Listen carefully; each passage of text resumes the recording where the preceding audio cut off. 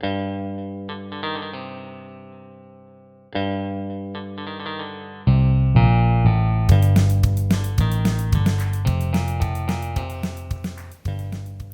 the setup for this example.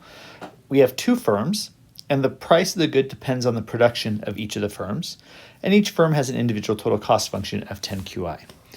Now, this one is going to be slightly different than previous examples in that firm 1 gets to decide first how much to produce, and then given how much firm 1 produces, firm 2 then decides to produce. And so to solve this, we're going to follow what's called a Stackelberg competition, meaning that it's sequential and not simultaneous. So let's look at the profit function of firm 2. So firm 2 has a profit function of 1,000 minus Q1 plus Q2 times Q2, where Q1 is fixed. So given how much firm 1 produces to start, this will be the profit function of firm 2 minus 10 Q2. So now we go through the first order conditions to get 1,000 minus Q1 bar minus 2 Q2 minus 10 equals 0. So we solve this for Q2, and Q2 will equal 495 minus Q1 over 2. And this is similar to the Cournot model, and this is the reaction function, meaning that given the amount of Q1, this is the reaction that Q2 will take.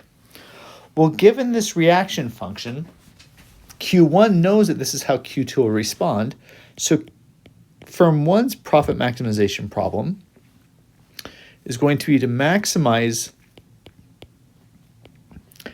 P, which is 1,000 minus Q1, plus, now instead of Q2, I'm going to put in the reaction function, plus 495 minus Q1 over 2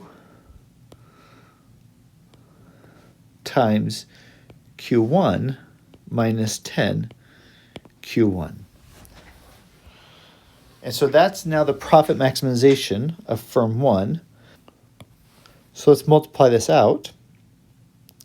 So that'll equal 1,000 Q1 minus Q1 squared minus 495 Q1 plus 1/2 Q1 squared minus 10 Q1. Now we take the first order condition, and you get 1,000 Q1 minus 2 Q1 minus 495 plus Q1 minus 10 equals 0.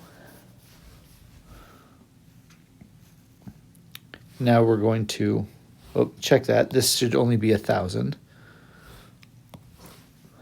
Now we go ahead and solve for Q1. Q1 is equal to 495.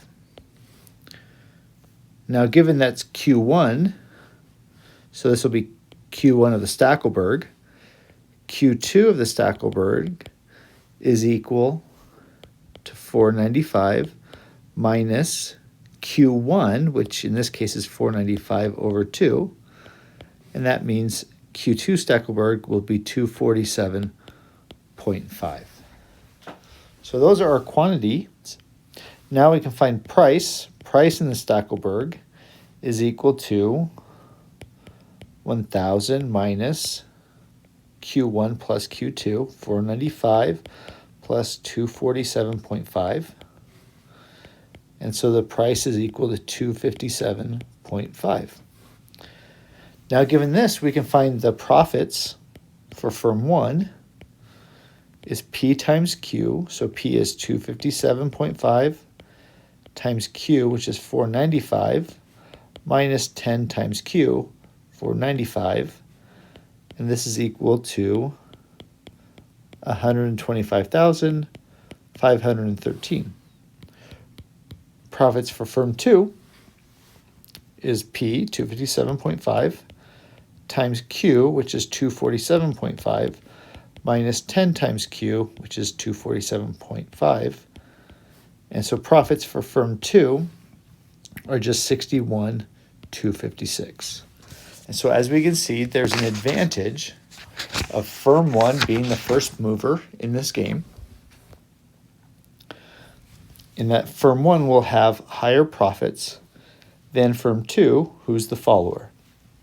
And so this is the Stackelberg example, or an example of Stackelberg competition where there is sequential decisions being made.